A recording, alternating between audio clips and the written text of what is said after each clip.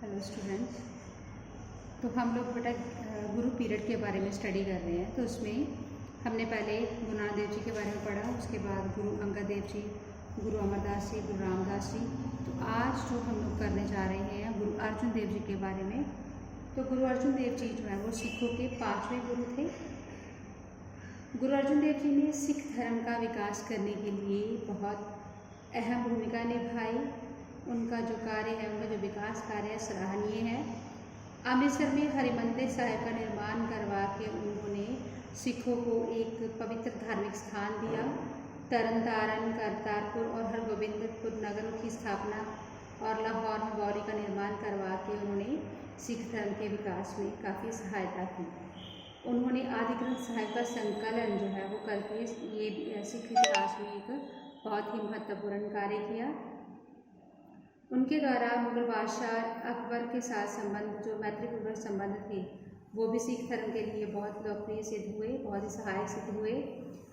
गुरु अर्जुन देव जी को 1606 ईस्वी को शहीद कर दिया गया और उनकी शहीदी जो है उसने सिख धर्म के विकास में नए प्राण फूके। तो गुरु अर्जुन देव जी, उनके जन्म और माता पिता। तो गुरु अर्जुन देव जी का जन्म जो है 15 अप्रैल 1563 ईस्वी को गोइंदवाल साहिब में हुआ और वह गुरु रामदास जी के सबसे छोटे पुत्र थे। उनकी माता का नाम बीबी भानी था और बीबी भानी जी बहुत ही धार्मिक विचारों वाली औरत थी। तो उनके धार्मिक विचारों का गुरु जी के ऊपर बहुत गहरा प्रभाव पड़ा। बचपन से ही गुरु जी जो सबसे लाडले थे, उनके नाना गुरु अमरदास जी जो है विशेष रूप से उनको इनसे बहुत प्रेम था और उन्होंने भविष्यवाणी करी हुई थी कि ये मेरा दोहता बानी का बोहता होगा, अर्थात ये एक ऐसी नाव बनेगा जो मानवता को संसार सागर से पार उतारेगी। और उनकी भविष्यवाणी असल में सत्य साबित हुई और उन्होंने जो है सिख धर्म का विकास किया और लोगों को जो है सही मार्ग दिखाया। तो उनका विवाह जो है कृष्णचंद की पुत्री गंगा देवी से हुआ। उनके घर 1595 ईस्वी में एक बालक ने जन्म लिया जिसका नाम हरगोविंद रखा गया। गुरु अर्जुन देव जी को गद्दी जो है गुरु रामदास जी से गद्दी मिली। वो गुरु रामदास जी के सबसे छोटे पुत्र थे। पृथ्वीचंद जो बड़ा था वो बहुत बेईमान था और स्वार्थी था, इसलिए गुरु जी ने उसको गद्दी के लायक नहीं सोचा और समझा। दूसरा बेटा महादेव, वो संसारी कामों में लीन नहीं था, वो वैरागी स्वभाव का था। तो गुरु अर्जुन देव जी जो है वो उनमें गुरु भक्ति, सेवा भाव और नम्रता के गुण थे, इसलिए गुरु जी ने 1581 ईस्वी में उन्हें अपना उत्तराधिकारी बनाया। अब उनके जो डेवलपमेंट, उनको जो कठिनाइयाँ कौन कौन सी है, सबसे पहले है ओपोजिशन ऑफ द पृथ्वीचंद। तो पृथ्वीचंद का जो विरोध था, वो उनका सबसे बड़ा भाई था। तो बड़ा बेटा होने के कारण उसे जो है गुरु गद्दी, उसके अनुसार उसको गद्दी मिलनी चाहिए थी, लेकिन गुरुजी ने जो सबसे छोटे बेटे को गद्दी दी, इसलिए उसने जो गुरुजी का बहुत विरोध किया। वो मीना संप्रदाय की उसने स्थापना की थी। बहुत ही स्वार्थी और कपटी था और किसी भी प्रकार गद्दी प्राप्त करने के जो कि ना होने के बावजूद वो गद्दी प्राप्त करना चाहता था। जब गुरुजी को गद्दी मिली तो वो उसे बहुत जेलसी हुई और उसने अपने पिता को बुरे शब्द भी कहे और ये घोषणा भी की कि जब तक वह गुरु गद्दी प्राप्त नहीं कर लेगा, वह गुरु अर्जुन देव को चैन की सांस नहीं लेने देगा, वो उसको परेशान करता ही रहेगा। तो उसने गुरु रामदास जी की ज्योति जो समाने के समय यह अफवाह फैला दी कि अर्जुन देव ने उन्हें विष दे दिया है ताकि गुरु गद्दी पर वो बैठ सके। इसके पश्चात गुरु अर्जुन से संपत्ति में से अपना भाग मांगा। गुरु जी ने उसे सारी संपत्ति सौंप दी और उसका क्रोध शांत ना हुआ फिर भी, और उसने संगतों से लंगर के लिए आई माया जो है उसको भी हड़प करना शुरू किया। मतलब तरह तरह से उसने गुरु अर्जुन देव जी के कार्य में विघ्न डालने की कोशिश की। तो गुरु अर्जुन देव जी ने पृथ्वीचंद जो है उसका और उसकी पत्नी कर्मों को अभी तक ये आशा थी कि गुरु अर्जुन देव के पश्चात गुरु गद्दी उनके पुत्र मेहरबान को मिलेगी, परंतु 1595 ईस्वी जब उनके घर हरगोविंद का जन्म हुआ तो उसकी आशाओं पर पानी फिर गया। इसके पश्चात पृथ्वीचंद ने लाहौर के मुगल कर्मचारी सुली खां से मिलकर बादशाह अकबर को गुरु अर्जुन देव जी के विरुद्ध भड़काने का प्रयत्न किया, परंतु वो सफल ना हुआ। नेक्स्ट है ओपोजिशन ऑफ द ऑर्थोडॉक्स मुस्लिम। तो गुरु अर्जुन देव जी को मुसलमानों का भी विरोध सहना पड़ा, क्योंकि गुरु अर्जुन देव जी उन्होंने जो है इनकी जो व्यर्थ के आडंबरों का विरोध किया था। तो मुसलमान सिखों के जो बढ़ रहे प्रभाव से भी उनको ये सहन नहीं कर पा रहे थे। शासन वर्ग से संबंधित होने के कारण गैर मुसलमानों को मुसलमान बनाना चाहते थे, परंतु पंजाब के अधिकांश लोग सिख धर्म की ओर अग्रसर हो रहे थे। तो इसलिए मुसलमान जो है वो कट्टर मुसलमान जो है गुरु जी के शत्रु बन गए। और 1605 ईस्वी में जहांगीर मुगलों का जब नया बादशाह बना तो वह भी कट्टर विचारों का था और वह भी सिखों का प्रभाव जो है वो उसे सहन नहीं हो रहा था। तो नक्शबंदियों की ये कार्रवाई गुरु अर्जुन देव जी की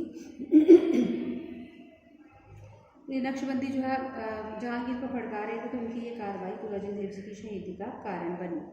ओपोजिशन ऑफ प्रीस्टली क्लास। तो पुजारी वर्ग जो है उनकी दुकानदारी गुरु अर्जुन देव जी ने बंद करवा दी, क्योंकि उनका प्रभाव खत्म हो रहा था। लोग सिख धर्म की ओर अग्रसर हो रहे थे।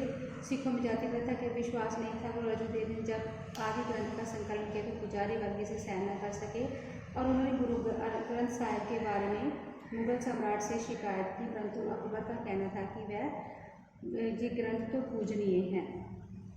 Opposition of Chandu Shah.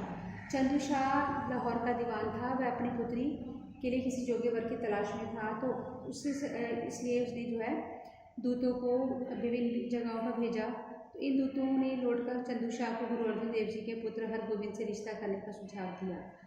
तो ये सुनकर चंदू शाह तिलमिला उठा और उसे गुरु जी से संबंध में और भी कई अपमानजनक शब्द कहे और उसकी पत्नी के विवश करने पर चंदू शाह ये रिश्ता करने के लिए सहमत भी हो गया। परंतु जब वो गुरु अर्जुन देव जी के पास उसने दूत भेजे तो क्योंकि उस समय सिखों को चंदू शाह द्वारा गुरु जी के विरुद्ध कहे गए अपमानजनक शब्दों का पता चल चुका था, इसलिए उन्होंने गुरु जी को ये चंदू शाह का रिश्ता स्वीकार न करने के लिए कहा। तो गुरु जी ने उनका रिश्ता स्वीकार करने के लिए मना कर दिया। चंदू शाह 1 लाख रुपया लेकर गुरु जी के पास पहुंचा और काफ़ी दहेज देने का भी लालच दिया, लेकिन गुरु जी ने जो है इस रिश्ते से इनकार कर दिया, इसलिए वो भी गुरु जी का कट्टर शत्रु बन गया। उसके बाद है डेवलपमेंटल वॉर। तो गुरु जी ने 1581 से लेकर के 1606 ईस्वी तक गद्दी पर आसीन रहे और इस समय उन्होंने सिख धर्म के विकास के लिए बहुत ही महत्वपूर्ण कार्य किया। फर्स्ट है कंस्ट्रक्शन ऑफ हरिमंदिर साहिब। तो गुरु जी ने सबसे पहला उनका कार्य था हरिमंदिर साहिब की स्थापना। तो गुरु अमरदास जी ने अमृतसर में अमृत सरोवर की खुदाई आरंभ करवाई और गुरु अर्जुन देव जी ने ये संपूर्ण कार्य जो है वो ये गुरु रामदास ने शुरू किया था और अर्जुन देव जी ने इसको पूरा किया। इसके पश्चात उन्होंने अमृतसर सरोवर में हरिमंदिर साहिब का निर्माण कार्य आरंभ करवाया।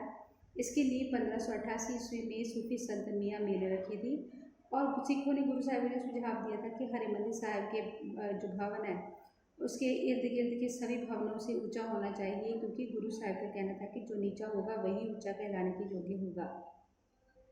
इसलिए इसका भवन अन्य भवनों से नीचे रखा गया। हरिमंदिर साहिब की एक विशेषता ये थी कि इसकी चारों दिशाओं में एक एक द्वार है, मतलब इसका ये सभी धर्मों के लिए बराबर है, कोई भी इसमें आ जा सकता है। तो 1601 ईस्वी में हरिमंदिर साहिब का निर्माण कार्य संपूर्ण हुआ और इस कार्य की हरिमंदिर साहिब की शान को देखकर गुरु अर्जुन साहिब ने ये शब्द का उच्चारण किया, डिठे सभे धाम नहीं तुझ जिहा, कि सभी स्थान जो जितने भी उनमें से तो तुम्हारे जैसा सुंदर कोई स्थान नहीं है। तो हरिमंदिर साहिब की यात्रा करने वालों को हिंदुओं के 68 तीर्थ स्थानों की यात्रा के समान फल प्राप्त होगा और यदि कोई यात्री सच्ची श्रद्धा से अमृत सरोवर में स्नान करेगा उसे भव सागर से मुक्ति मिलेगी, ऐसा उनका मानना था, उनका कहना था। उसके बाद है फाउंडेशन ऑफ द तरन तारण। तो गुरु अर्जुन देव जी ने माझा क्षेत्र में सिख धर्म का प्रचार करने के लिए 1590 ईस्वी में अमृतसर से 24 किलोमीटर दक्षिण की ओर तरन तारण की स्थापना की। यहाँ तरन तारण नामक एक सरोवर की खुदवाई भी आरंभ करवाई। तरन तारण से अभिप्राय है भव सागर से पार करना।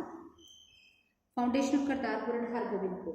तो अर्जुन देव जी ने 1593 ईस्वी में जलंधर जिला में करतारपुर नगर की स्थापना की और इसका अभिप्राय है करतारपुर मतलब भगवान का शहर। तो ये शहर ब्यास और सतलुज नदी के मध्य स्थित है। करतारपुर में गुरु साहिब ने गंगसर नामक एक सरोवर बनवाया और इसके पूर्ण होने पर गुरु साहिब ने घोषणा की ये सरोवर का जल भी गंगा जल जितना ही पवित्र होगा। जलंधर करतारपुर जलंधर दोआब में एक प्रसिद्ध सिख प्रचार केंद्र बन गया। गुरु साहब ने अपने पुत्र हरगोबिंद के जन्म की प्रसन्नता में ब्यास नदी के तट पर 1595 में हरिमंदिर साहिब की स्थापना भी की। डेवलपमेंट ऑफ मसंद प्रथा, तो मसंद प्रथा का विकास जो गुरु अर्जुन देव के साहिब के महान कार्यों में से एक है।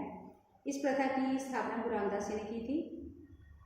तो मसंद जो है वो उसका अर्थ जो है वो ऊंचा स्थान, तो क्योंकि गुरु साहब के प्रतिनिधि संगत में ऊंचे स्थान पर बैठते इसलिए इसे मसंद प्रथा कहा जाने लगा। गुरु अर्जुन देव जी ने कि समय सिखों की संख्या काफ़ी बढ़ गई थी, गुरु जी का जो है जगह जगह पे जाके लोगों से मिलना जो नामुमकिन था, इसलिए उन्होंने अपने मसंदों को अलग अलग जगहों पर भेजते थे। और प्रत्येक सिख को गुरु साहब ने ये घोषणा की कि प्रत्येक सिख को अपनी आय का 10वां भाग उनको भेंट करना होगा। इस पैसे को एकत्र करके गुरु साहब ने बहुत जिम्मेवार व्यक्ति जो है जिनको मसंद कहते हैं नियुक्त किया था। ये अलग अलग जगह पे जाके धन एकत्र करते, गुरु जी का सिख धर्म का प्रचार करते।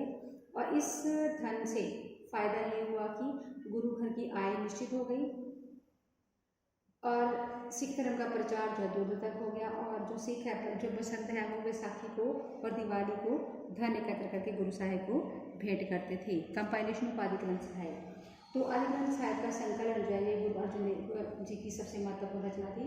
तो ये कार्य उन्होंने 1604 ईस्वी में पूर्ण किया। आदि ग्रंथ साहिब में गुरु साहब ने गुरु नानक देव जी की, गुरु अंगद देव जी की, गुरु अमरदास जी की, गुरु रामदास जी की वाणियों को सम्मिलित किया। इसमें गुरु अर्जुन देव जी की सर्वाधिक 2216 शब्द है।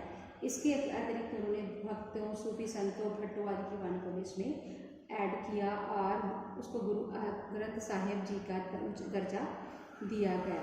आदि ग्रंथ साहिब का संकलन सिख इतिहास में एक महत्वपूर्ण स्थान है इसका। इससे सिखों को एक पावन धार्मिक ग्रंथ मिला। इसे सिखों का बाइबल भी कहा जाता है।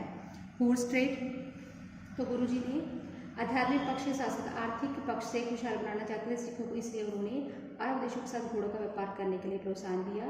इसके 3 फायदे थे। एक तो अच्छे व्यापारी सिद्ध हुए सिख और उनकी आर्थिक दशा सुधर गई। दूसरे वह अच्छे घुड़सवार बन गए और उनकी कुशल खालसा सेना तैयार हो गई।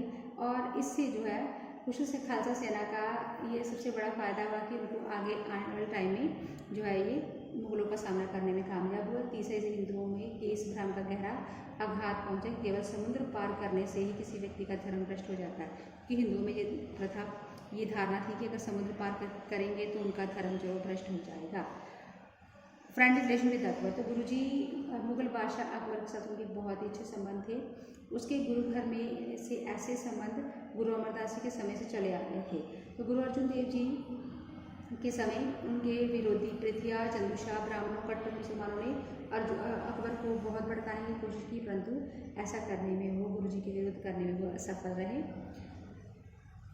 नॉमिनेशन ऑफ द सक्सेसर, तो सक्सेसर जो है 1606 ईस्वी में गुरु अर्जुन साहिब ने अपना बलिदान देने से पहले अपने पुत्र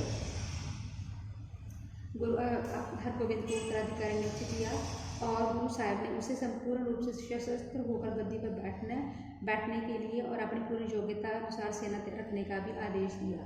तो इस प्रकार गुरु साहिब ने न केवल गुरुगद्दी की परंपरा को बनाए रखा, बल्कि उन्होंने शांति में चले आ रहे स्वरूप को भी परिवर्तित कर दिया, क्योंकि उनको पहले ही पता था कि आने वाले टाइम में जो शांतिपूर्वक तरीके से गुरु ने कि उनको अपने धर्म की रक्षा के लिए हथियार उठाना पड़ेगा, इसलिए उन्होंने पहले ही गुरु जी को ये आदेश दिया था। Estimation of the work of achievements of गुरु अर्जुन देव जी, तो गुरु अर्जुन देव जी ने सिख पंथ के विकास के लिए बहुत ही प्रशंसनीय योगदान दिया।